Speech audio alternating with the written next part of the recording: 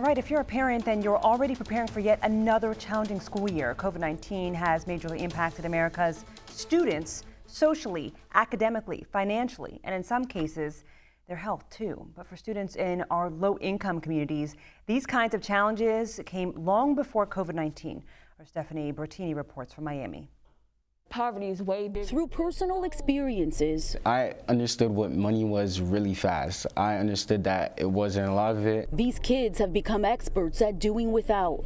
Asking mommy for this and that, shoes and hats, was all I ever wanted, but I learned quickly that wasn't possible, wrote one student. Homeless at a young age, wrote another. Couldn't go back for seconds even when I was still hungry, the words of one more. The kids go to Miami Norland Senior High School, where the community is united by similar socioeconomic challenges. Throughout my community, I've seen a bunch of others going through poverty. The Miami-Dade County School District gave us access to these young minds. Their voices represent countless children across America, some who suffer in silence. It's definitely an experience that you grow ashamed of. They took their hardships and brought them to an academic competition in the school district called the Aspen Challenge. Their project, POP, acronym for Progress Over Poverty, won. And with that, they launched community solutions, including public education about finances and the distribution of essentials to needy families. They are the hope. They are the hope. And Precious Simonette was the faculty member in charge of the team. it was really important that that we had a lot of students on the team who were brave enough, vulnerable enough to say, listen, like, I experience poverty on a regular basis. This is what it is and this is what it isn't. And being able to have those authentic and courageous conversations definitely helped the students to decide what they were going to do to combat the issue. Their work remarkable in the eyes of most everyone, including their parents. Yeah, I'm very proud of her. Their understanding of financial struggle Oh, it's hard. It's hard. moved this mother to tears. Sometimes you have to be alone. I'm so proud of him. That understanding instead bringing on reflection for this mom about the innocence she tried to protect when her boy was younger. Don't let them know the finance part. You don't want them to worry. That's my job.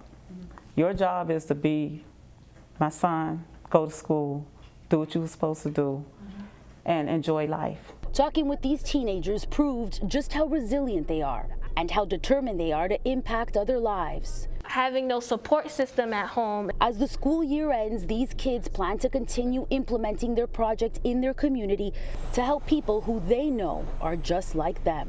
The kids collected donations and held a distribution just a few weeks ago. Another distribution is planned for August. Reporting in Miami-Dade County, I'm Stephanie Bertini for Start Your Day. Love that package. Yeah, thank you, Stephanie. Progress over poverty is really important. That just because you grow up in an environment doesn't mean that your environment has to become you the entire time, that there is hope. And it struck me when the mom was talking about her job was not to show her kids what she is going through so that they can concentrate on what they need to do in school. And it just reminded me of the way I grew up. I didn't grow up with a silver spoon in my mouth. I didn't grow up in poverty, but we were poor. But we're not poor-minded. We just didn't have a lot of money. So I shouldn't say poor because poor is a state of mind. And there have been nights that I would come home and the lights were off. But my mom would always make it seem like we're having a party. You know, she would light candles or whatever. There have been times when we didn't have food to eat, but she would make pancakes, and I thought that was a treat. I mean, what kid did not want to have pancakes for dinner? So she always made it, for me, something that she took a negative and made it into a positive so that I didn't worry, even though growing up, I realize now how worried she may have been. So I appreciate her, and I appreciate the moms, and I appreciate this program for doing what they're doing for these kids.